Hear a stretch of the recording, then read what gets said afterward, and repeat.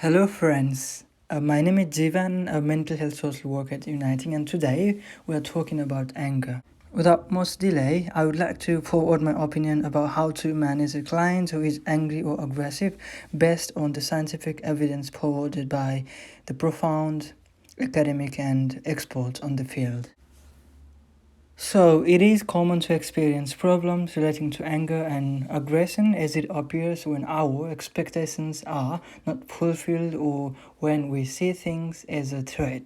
Or even it can be an attempt to hide our other emotions or communicate our emotional discomfort.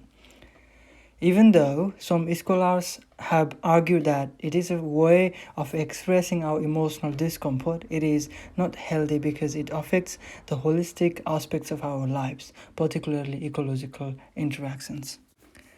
In general, episodes of anger, violence, or aggression are mostly triggered by a particular event that makes us feel threatened, challenged, frustrated, or even intimidated. So, as a mental health social worker, I encourage my clients and friends to emphasize on the triggers to address them on time using biopsychosocial model than on anger itself.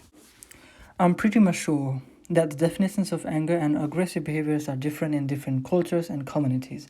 However, in addition to our psychosocial relations, it equally affects our health in the same way to everybody, regardless of our background and cultural identity and orientation.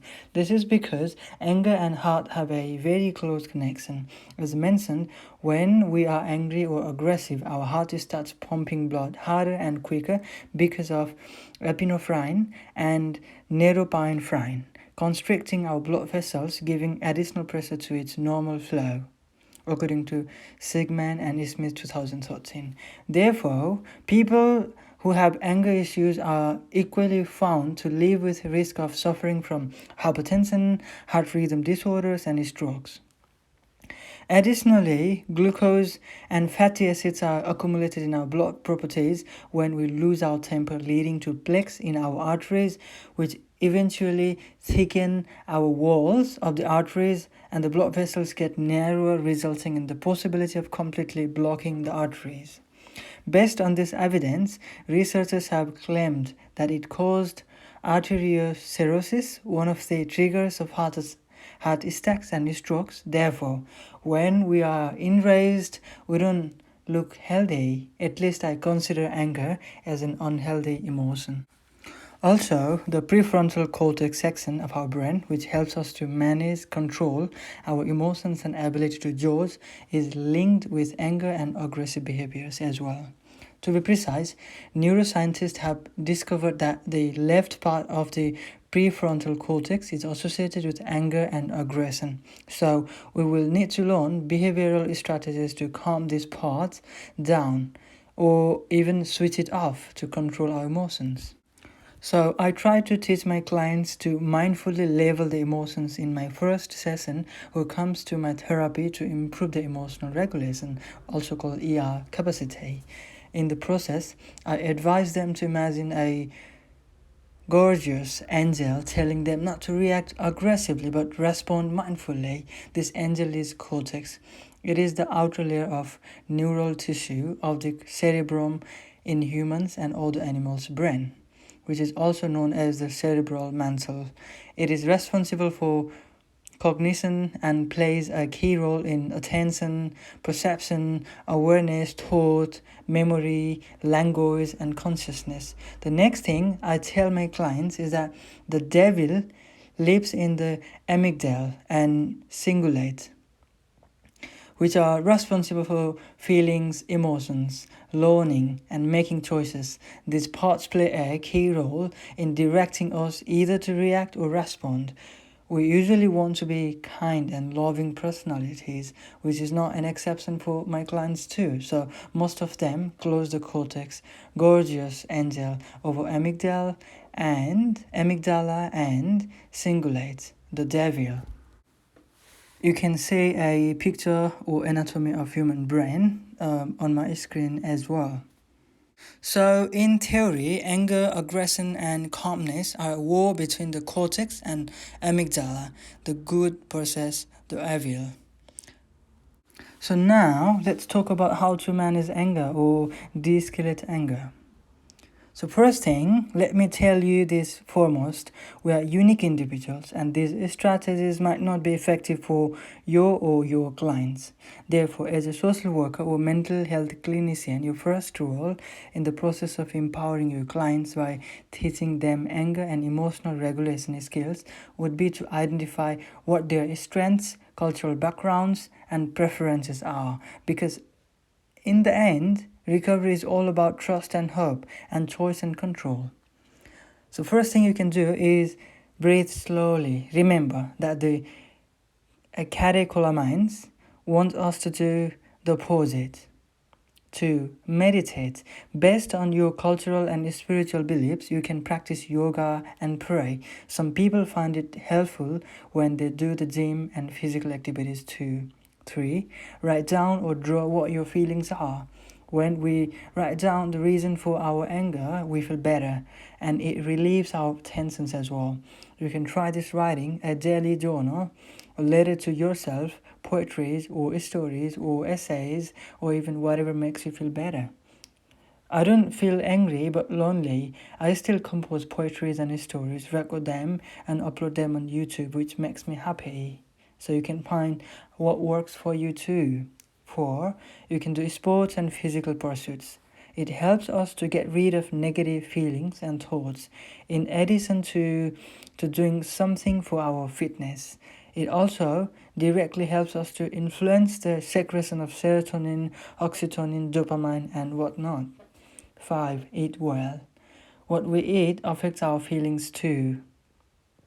Try to adopt a healthy diet habit. Being a vegetarian, I suggest people be vegetarian or at least soft food that digest easily and your body doesn't require to spend more energy and time on the food you eat.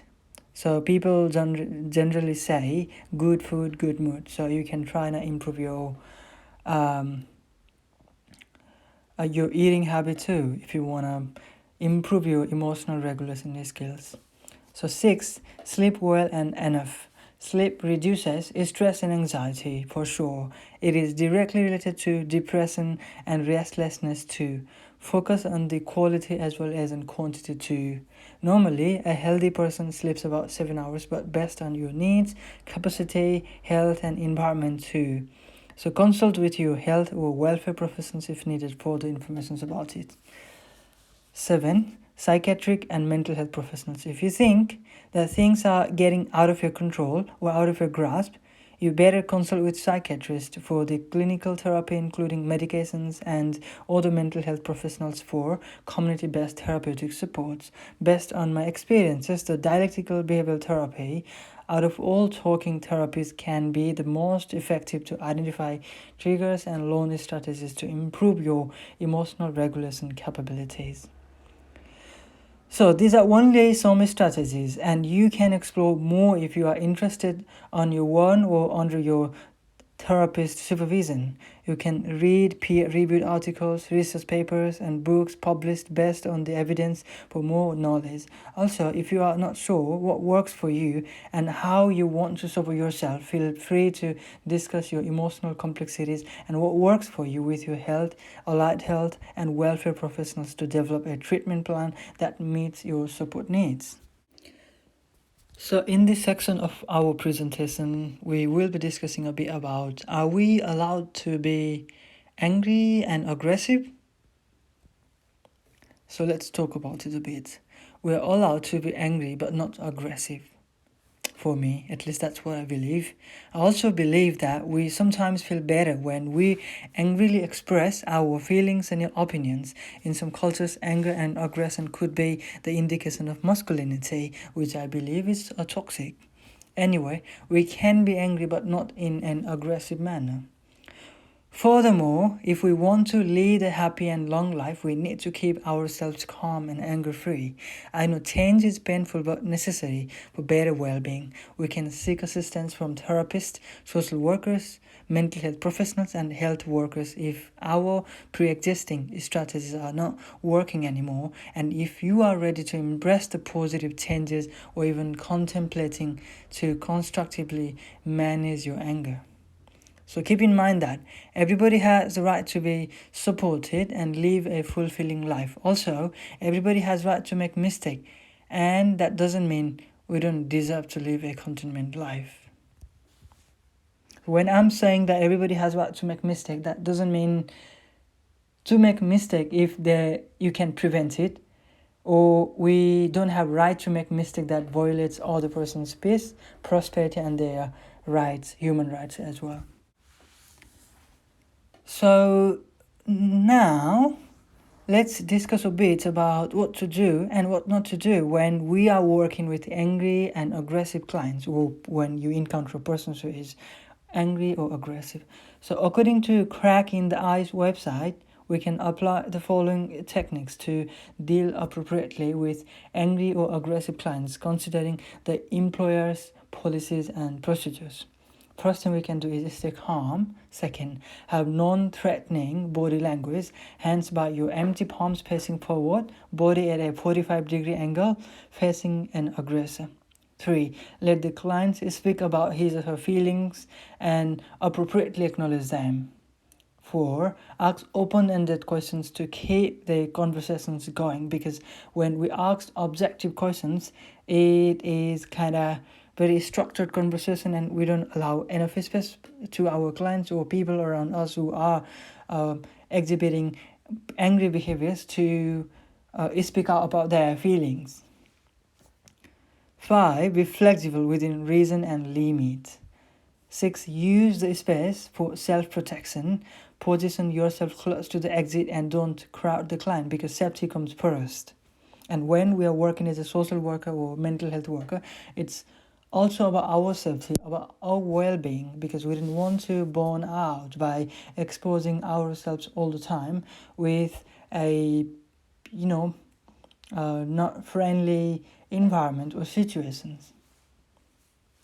And 7, ensure the work environment is safe. Have alarms in place and remove items that can be used as a weapon. And 8, make sure a client you are dealing with, other clients, and you are safe. So finally, the following things are not to do when we are working with a person or client who is presenting antisocial behaviors or simply aggressive behaviors. All right. The first thing we can do is challenge or threaten the clients with voice, accent, body language, eye contact, or your positions. We shouldn't do this, and we shouldn't also say things that will escalate their anger, tone, yell. Even if the client is yelling or verbally abusing you, you shouldn't yell at them. 4, turn your back on the client.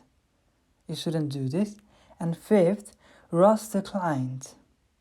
Allow them enough time and space to express themselves. 6, argue with the client. 7, stay around if the client doesn't de-escalate. 8, ignore verbal threats or warnings of violence. 9, tolerate violence or aggression. Safety comes first. And 10, try to remove weapons or assaultive items from the client where possible. If things are out of control, don't wait to call 000 immediately. That's all for today. If you have got any questions, you feel free to reach out to me on jeevanbhusalbusal@vt.uniting.org.